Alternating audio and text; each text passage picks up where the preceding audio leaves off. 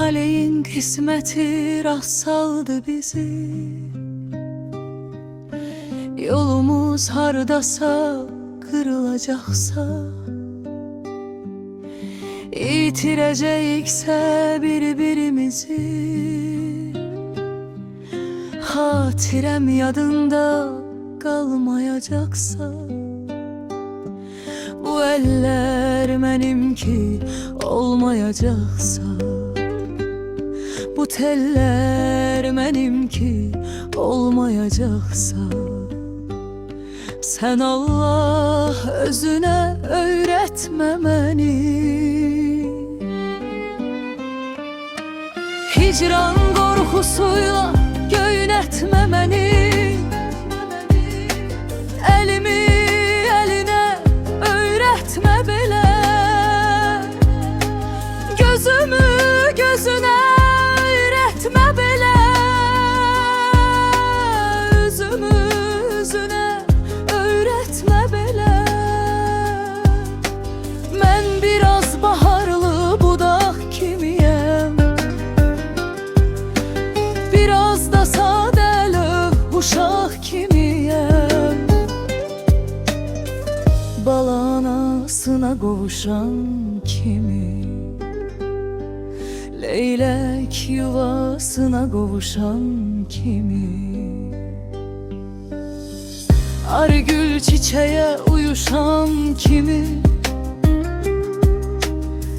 mən de adama tez yovuşanam. Sevgi ateşinde tez alışanam. Ama ki sönmeyim çok çetin olur, sevgiden dönmeyim çok çetin olur. Öğretme özüne, göğretme beni.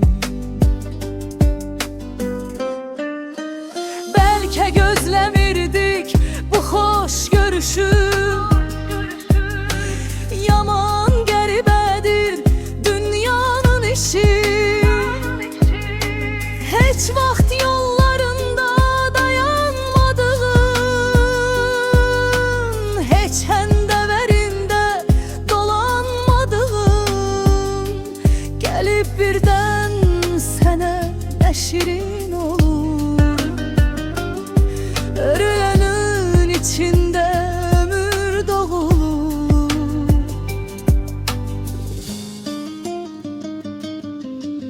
Bir şirinim acı olacak ise, bir kısmet çiçeğim solacak ise, öğretme özüne, öğretme beni. Könlümde yerin var, kopmaz yerinden. Bir ekiz leçeyi haça budağı, ayırmak olmursa birbirinden. Beni de ayırmak çetindir axı. Öğretme özüne, öğretme beni. Yok buna taqətim, yok buna tabım. Elimi elinden üzmeye zabım.